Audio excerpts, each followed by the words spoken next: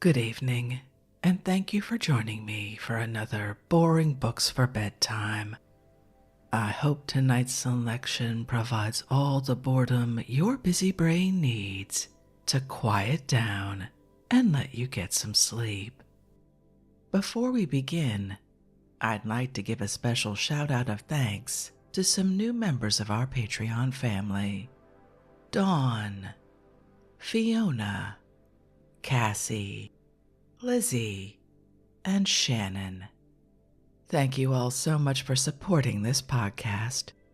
By becoming members of Patreon, you help us remain 100% listener supported and ad-free for everyone, and it's very much appreciated.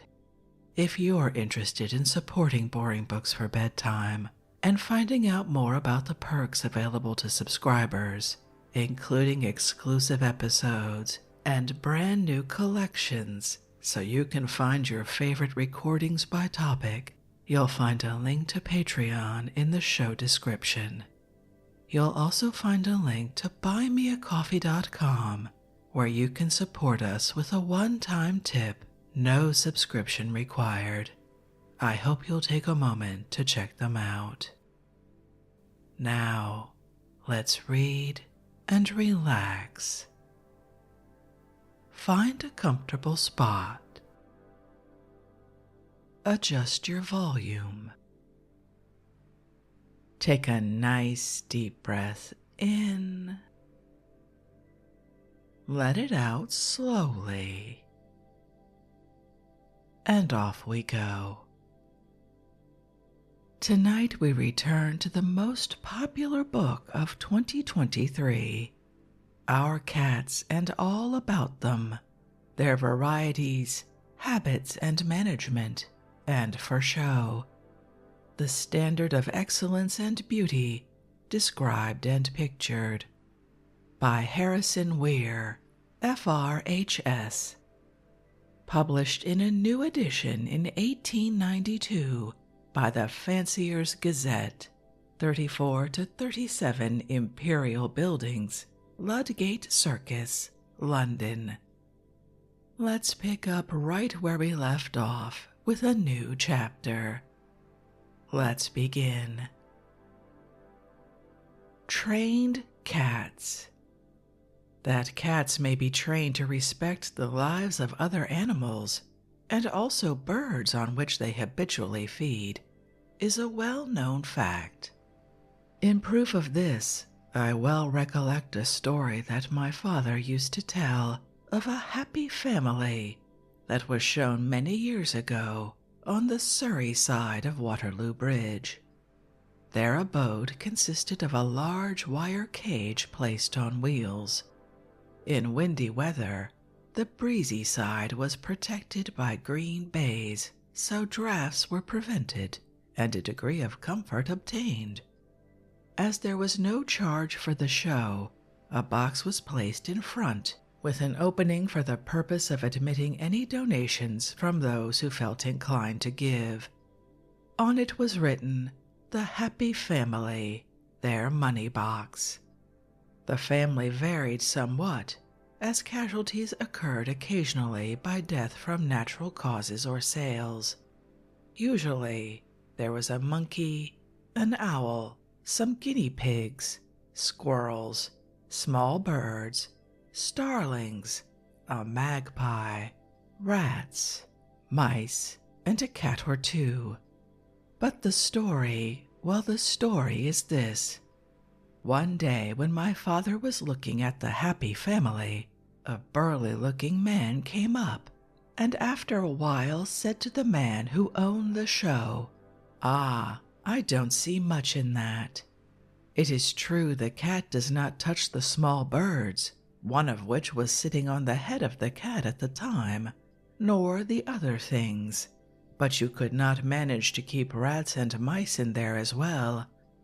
"Think not," said the showman. "I think I could very easily." "Not you," said the burly one. "I will give you a month to do it in if you like, and a shilling in the bargain if you succeed. I shall be this way again soon."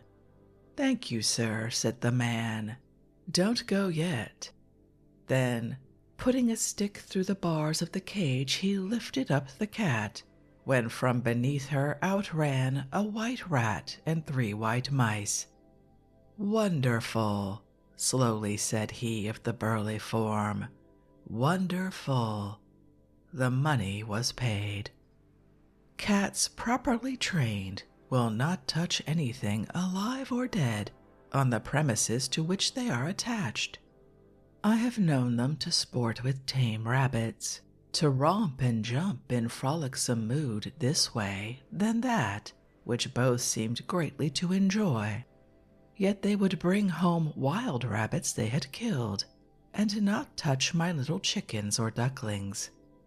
When I built a house in the country, fond as I am of cats, I determined not to keep any there, because they would destroy the birds' nests and drive my feathered friends away, and I liked to watch and feed these from the windows. Things went pleasantly for a while. The birds were fed and paid for their keep with many and many a song. There were the old ones and there the young, and oft by the hour I watched them from the window, and they became so tame as scarcely caring to get out of my way when I went outside with more food.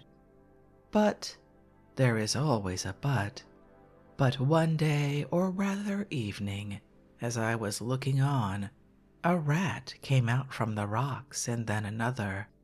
Soon they began their repast on the remains of the birds' food. Then in the twilight came mice, the short-tailed and the long, scampering hither and thither. This, too, was amusing.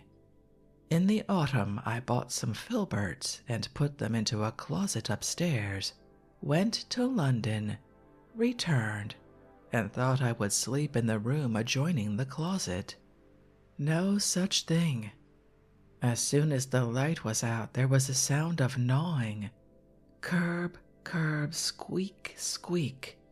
A rushing of tiny feet here, there, and everywhere.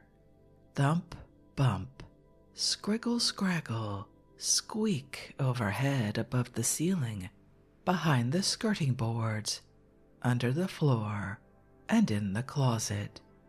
I lighted a candle, opened the door, and looked into the repository for my filberts. What a hustling, what a scuffling, what a scrambling. There they were, mice in numbers. They made for some holes in the corners of the cupboard, got jammed, squeaked, struggled, squabbled, pushed, their tails making circles. Push, push, squeak. More jostling. Another effort or two. Squeak, squeak, gurgle, squeak. More struggling, and they were gone. Gone? Yes, but not for long. As soon as the light was out, back they came. No, oh dear, no. No more sleep. Outside, I liked to watch the mice, but when they climbed the ivy and got inside, the pleasure entirely ceased. Nor was this all. They got into the vineries and spoilt the grapes, and the rats killed the young ducks and chickens, and undermined the building also, besides storing quantities of grain and other things under the floor. The result number 1 was 3 cats coming on a visit. Farmyard cats. Cats that knew the difference between chickens, ducklings, mice, and rats. Result number 2, that after being away a couple of weeks, I went again to my cottage, and I slept undisturbed in the room, late the playground of the mice. My chickens and ducklings were safe, and soon the cats allowed the birds to be fed in front of the window, though I could not break them of destroying many of the nests. I never noticed more fully the very great use the domestic cat is to man than on that occasion. All day my cats were indoors, dozy, sociable, and contented. At night they were on guard outside, and doubtless saved me the lives of dozens of my young things. One afternoon, I saw one of my cats coming towards me with apparent difficulty in walking. On its near approach, I found it was carrying a large rat which appeared dead. Coming nearer, the cat put down the rat. Presently, I saw it move. Then it suddenly got up and ran off. The cat caught it again.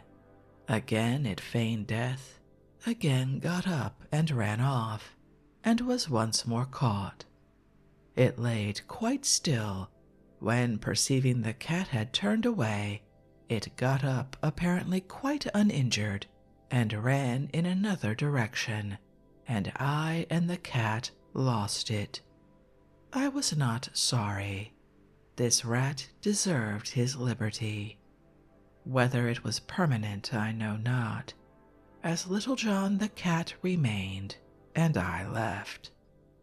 The cat is not only a very useful animal about the house and premises, but is also ornamental. It is lithe and beautiful in form, and graceful in action.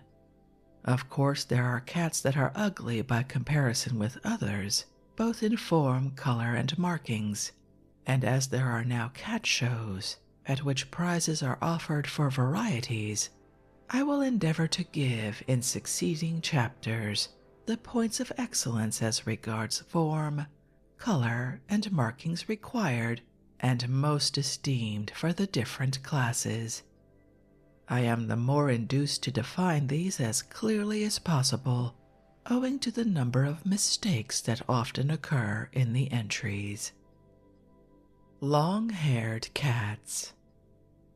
These are very diversified, both in form, color, and the quality of the hair, which in some is more woolly than in others. And they vary also in the shape and length of the tail, the ears, and size of eyes. There are several varieties: the Russian, the Angora, the Persian, and Indian. 40 or 50 years ago, they used all to be called French cats, as they were mostly imported from Paris, more particularly the white, which were then the fashion. And if I remember rightly, they as a rule were larger than those of the present day. Colored long-haired cats were then rare, and but little cared for or appreciated. The pure white, with long silky hair bedecked with blue or rose-color ribbon, or a silver collar with its name inscribed thereon, or one of scarlet leather studded with brass, might often be seen stretching its full, lazy length on luxurious woolen rugs, the valued, pampered pets of West End life. A curious fact relating to the white cat, of not only the long but also the short-haired breed, is their deafness. Should they have blue eyes, which is the fancy color, these are nearly always deaf, although I have seen specimens whose hearing was as perfect as that of any other color. Still, deafness in white cats is not always confined to those with blue eyes, as I too well know from purchasing a very fine male at the Crystal Palace show some few years since. The price was low and the cat a beauty, both in form, coat, and tail. His eyes were yellow, and he had a nice, meek, mild, expressive face. I stopped and looked at him, as he much took my fancy. He stared at me wistfully, with something like melancholy in the gaze of his amber-colored eyes. I put my hand through the bars of the cage. He purred, licked my hand, rubbed against the wires, put his tail up, as much to say, "See, here is a beautiful tail. Am I not a lovely cat?" Yes, thought I, a very nice cat. When I looked at my catalogue and saw the low price, "Something is wrong here," said I musingly. Yes, there must be something wrong. The price is misstated, or there is something not right about this cat. No, it was a beauty, so comely, so loving, so gentle, so very gentle. Well, said I to myself, if there is no misstatement of price, I will buy this cat.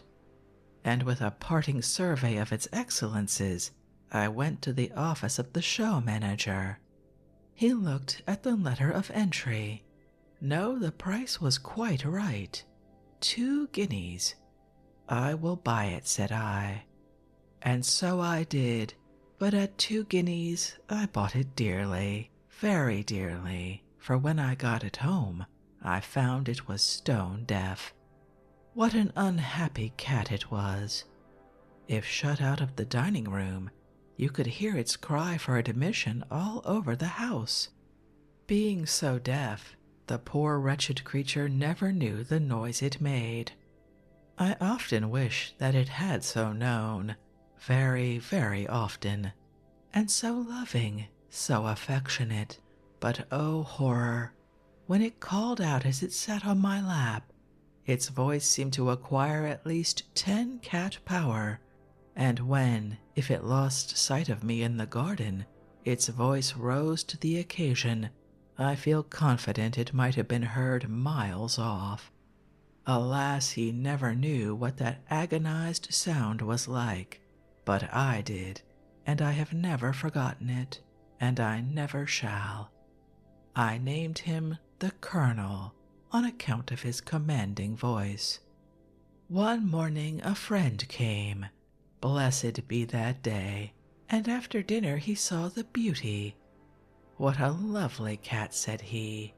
Yes, said I, he is very beautiful, quite a picture. After a while he said, looking at the cat warming himself before the fire, I think I never saw one I liked more. Indeed, said I, if you really think so, I will give it to you. But he has a fault. He is stone deaf. Oh, I don't mind that, said he. He took him away, miles and miles away. I was glad it was so many miles away for 2 reasons. One was I feared he might come back, and the other, that his voice might come resounding on the still night air.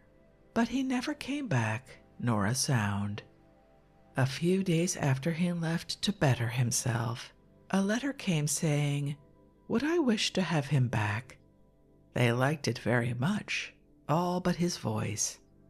No, I wrote, no, you are very kind. No, thank you.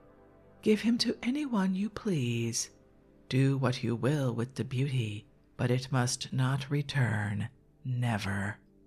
When next I saw my friend, I asked him how the beauty was. You dreadful man, said he. Why, that cat nearly drove us all mad. I never heard anything like it. Nor I, said I sententiously. Well, said my friend, all is well that ends well. I have given it to a very deaf old lady, and so both are happy. The foregoing is by way of advice. In buying a white cat, or in fact any other, ascertain for a certainty that it is not deaf. A short time since I saw a white Persian cat with deep blue eyes sitting at the door of a tobacconist's at the corner of the Haymarket, London. On inquiry, I found that the cat could hear perfectly, and was in no way deficient of health and strength, and this is by no means a solitary instance. The Angora. The Angora cat, as its name indicates, comes from Angora in Western Asia, a province that is also celebrated for its goats with long hair, which is of extremely fine quality. It is said that this deteriorates when the animal leaves that locality. This may be so, but that I have no means of proving. Yet if so, do the Angora cats also deteriorate in the silky qualities of their fur, or does it get shorter? Certain it is that many of the imported cats have finer and longer hair than those bred in this country, but when are the latter true bred? Even some a little crossbred will often have long hair, but not of the texture as regards length and silkiness, which is to be noted in the pure breed.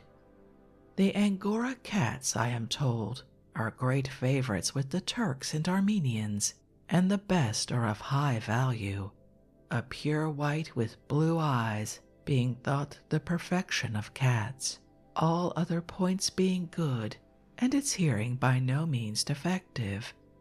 The points are a small head, with not too long a nose, large full eyes of a color in harmony with that of its fur, ears rather large than small and pointed, with a tuft of hair at the apex, the size not showing, as they are deeply set in the long hair on the forehead, with a very full flowing mane about the head and neck. This latter should not be short, neither the body, which should be long, graceful, and elegant, and covered with long silky hair, with a slight admixture of woolliness. In this it differs from the Persian, and the longer the better. In texture it should be as fine as possible, and also not so woolly as that of the Russian. Still, it is more inclined to be so than the Persian. The legs to be of moderate length, and in proportion to the body, the tail long and slightly curving upward towards the end. The hair should be very long at the base, less so toward the tip. When perfect, it is an extremely beautiful and elegant animal, and no wonder that it has become a pet among the East. The colors are varied, but the black, which should have orange eyes, as should also the slate colors and blues, and the white are the most esteemed, though the soft slates, blues, and the light fawns, deep reds, and mottled grays are shades of color that blend well with the Eastern furniture and other surroundings. There are also light grays, and what is termed smoke color. A beauty was shown at Brighton, which was white with black tips to the hair, the white being scarcely visible unless the hair was parted. This tinting had a marvelous effect. I have never seen imported strong-colored tabbies of this breed, nor do I believe such are true Angoras. Fine specimens are even now rare in this country, and are extremely valuable. In manners and temper they are quiet, sociable, and docile, though given to roaming, especially in the country, where I have seen them far from their homes, hunting the hedgerows more like dogs than cats. Nor do they appear to possess the keen intelligence of the short-haired European cat. They are not new to us, being mentioned by writers nearly 100 years ago, if not more. I well remember white specimens of uncommon size on sale in Leadenhall Market more than 40 years since. The price usually was 5 guineas, though some of rare excellence would realize double that sum. The Persian cat. This differs somewhat from the Angora, the tail being generally longer, more like a table brush in point of form, and is generally slightly turned upwards, the hair being more full and coarser at the end, while at the base it is somewhat longer. The head is rather larger, with less pointed ears, although these should not be devoid of the tuft at the apex, and also well furnished with long hair within, and of moderate size. The eye should be large, full, and round, with a soft expression.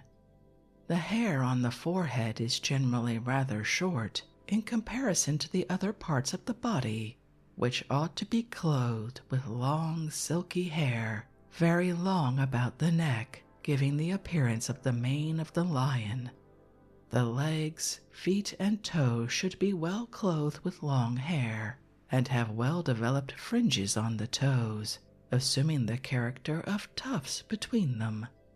It is larger in body and generally broader in the loins, and apparently stronger made than the foregoing variety, though yet slender and elegant with small bone and exceedingly graceful in all its movements, there being a kind of languor observable in its walk, until roused, when it immediately assumes the quick motion of the ordinary short-haired cat, though not so alert.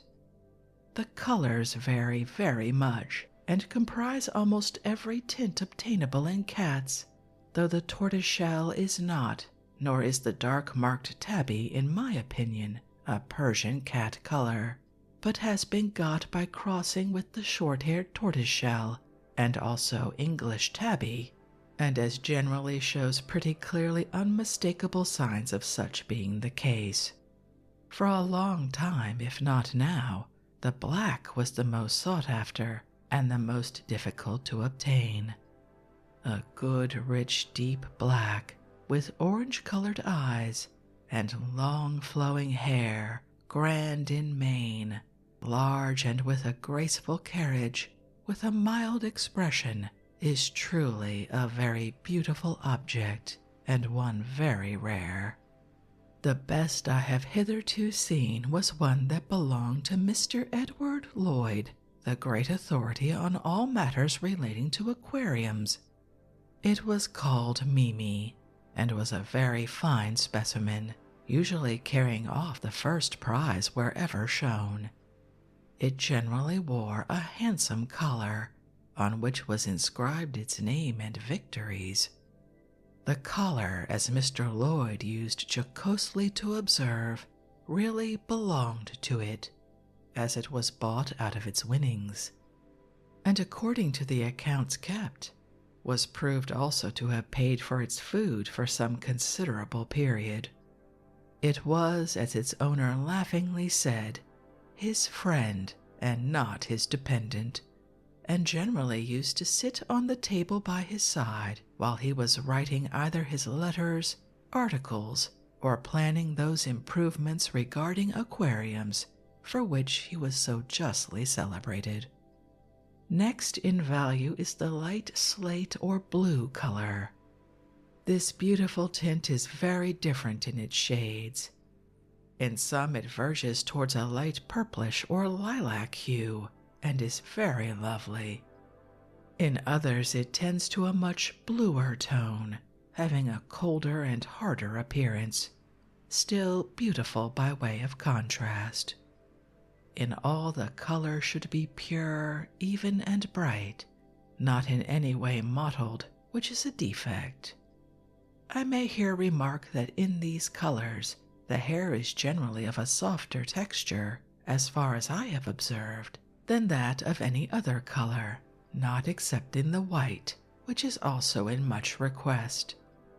Then follow the various shades of light tabbies, so light in the marking, having scarcely a right to be called tabbies.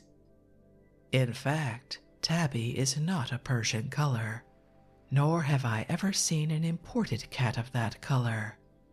I mean firmly, strongly marked with black on a brown-blue or gray ground, until they culminate in those of intense richness and density, in the way of deep harmonious browns and reds, yet still preserving throughout an extreme delicacy of line and tracery, never becoming harsh or hard in any of its arrangements or color, not as the ordinary short-haired tabby.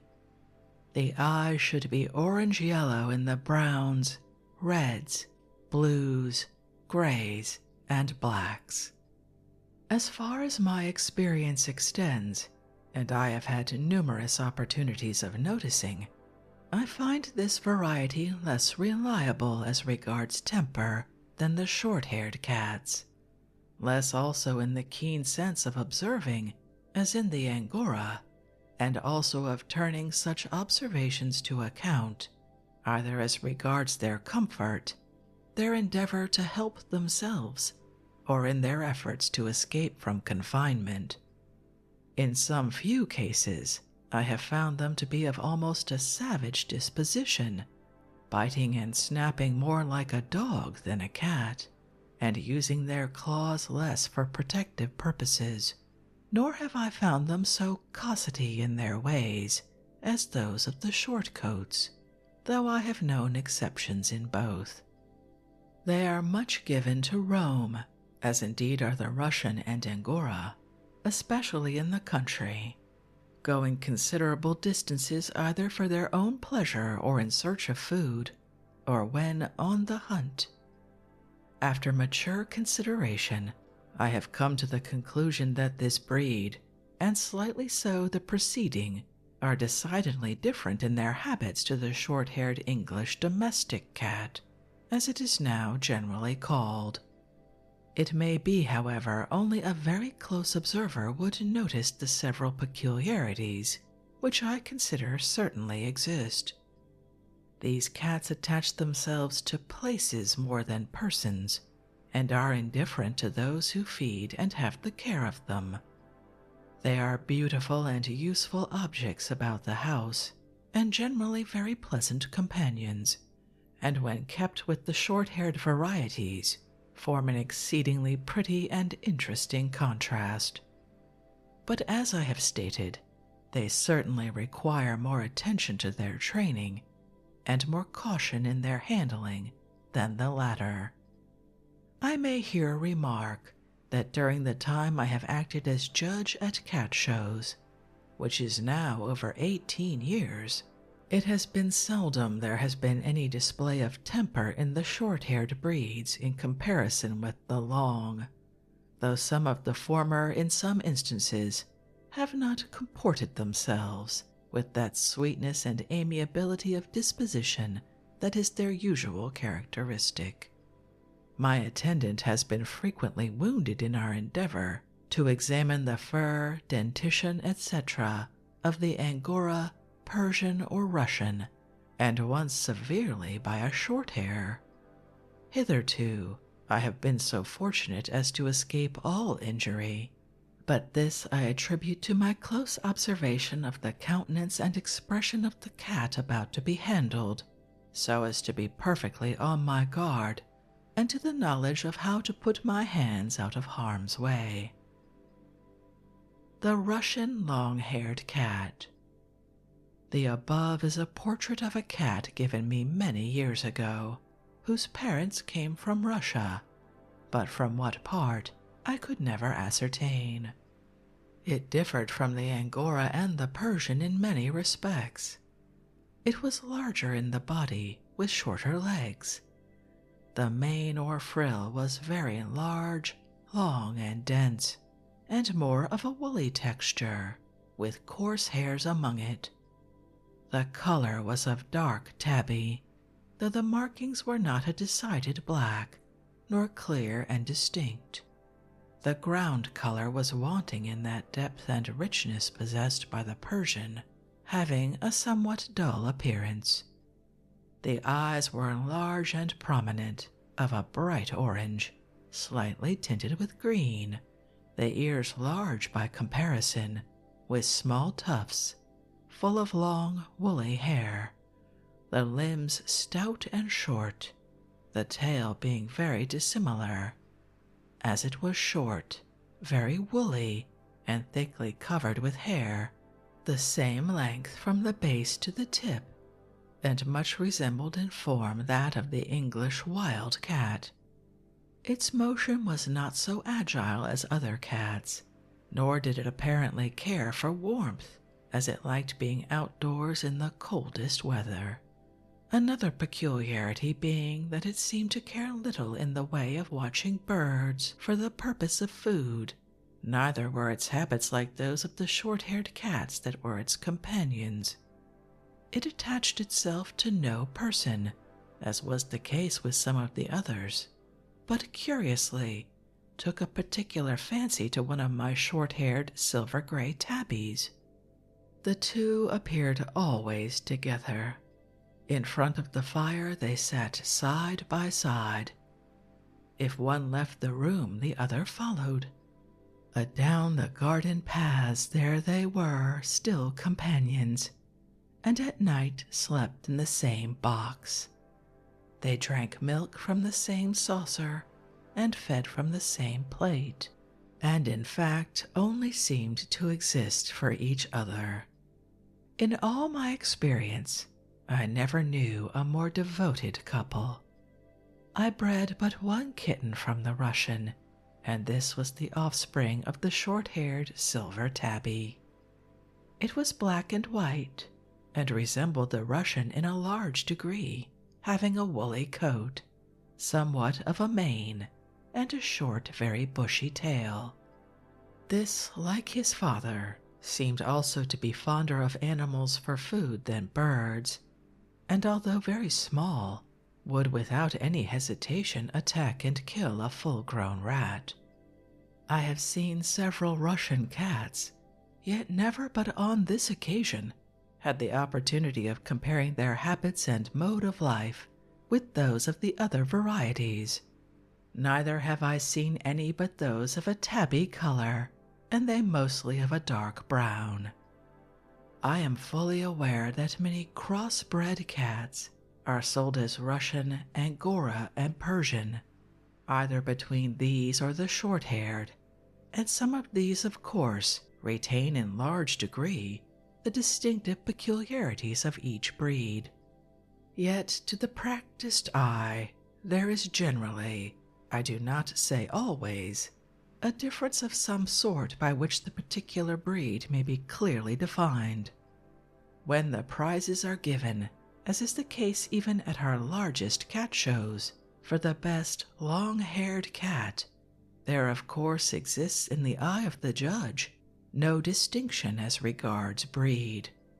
He selects, as he is bound to do, that which is the best long-haired cat in all points, the length of hair, color, texture, and condition of the exhibit being that which commands his first attention. But if it were so put that the prize should be for the best Angora, Persian, Russian, etc., it would make the task rather more than difficult, for I have seen some first-cross cats that have possessed all or nearly all the points requisite for that of the Angora, Persian, or Russian, while others so bred have been very deficient, perhaps showing the Angora cross only by the tail and a slight and small frill. At the same time, it must be noted that although from time to time some excellent specimens may be so bred, it is by no means desirable to buy and use such for stock purposes, for they will, in all probability, throw back. That is, after several generations, although allied with thoroughbred, they will possibly have a little family of quite short hairs. I have known this with rabbits, who after breeding short-haired varieties for some time, suddenly reverted to a litter of long hairs, but have not carried out the experiment with cats. At the same time, I may state that I have little or no doubt that such would be the case. Therefore I would urge on all those who are fond of cats, or in fact other animals of any particular breed, to use when possible none but those of the purest pedigree, as this will tend to prevent much disappointment that might otherwise ensue. But I am digressing, and so back to my subject, the Russian long-haired cat. I advisedly say long-haired cat, for I shall hereafter have to treat of other cats coming from Russia that are short-haired, none which I have hitherto seen being tabbies, but whole color. This is the more singular, as all those of the long hair have been brown tabbies, with only one or two exceptions, which were black. It is just possible these were the offspring of tabby or gray parents, as the wild rabbit has been known to have had black progeny. I have seen a black rabbit from amongst the gray on the South Downs. I do not remember having seen a white Russian longhair, and I should feel particularly obliged to any of my readers who could supply me with further information on this subject, or on any other relating to the various breeds of cats, cat life, and habits. I am fully aware that no two cats are exactly alike, either in their form, color, movements, or habits. But what I have given much study and attention to, and what I wish to arrive at, is the broad existing natural distinctions of the different varieties. In this way, I shall feel grateful for any information. The above engraving and description of a very peculiar animal is from Daniel's Rural Sports, 1813. Quote, "This cat was the property of Mrs. Finch of Malden, Essex. In the account of this lusus naturae, for such it may be deemed, the mother had no other likeness to her production than her color, which is a tawny sandy, in some parts lightly streaked with black. She had this about 2 years since. This is a male, above the usual size, with a shaggy appearance round its face, resembling that of the lions in miniature. The hair protruding from the ears formerly grew like what are termed corkscrew curls, and which are frequently seen among the smart young watermen on the Thames. The tail is perfectly distinct from that of the cat species, and resembles the brush of a fox. The mother has at this time, 1813, 3 young ones, but without the least difference to common kittens. Neither indeed has she ever had any before or since similar to that here described. The proprietor has been offered and refused £100 for this animal." End quote. This was either a cross with the English wild cat, which sometimes has a mane, or it was an accidental variation of nature. I once bred a long-haired rabbit in a similar way, but at first I failed entirely to perpetuate the peculiarity. I think the above simply a sport.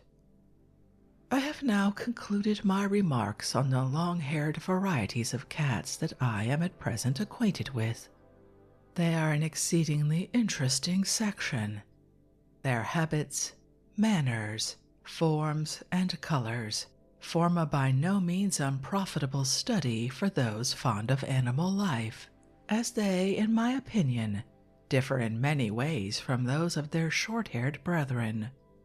I shall not cease, however, in my endeavors to find out if any other long-haired breeds exist, and I am therefore making inquiries in every direction in which I deem it likely I shall get an increase of information on the subject, but hitherto without any success.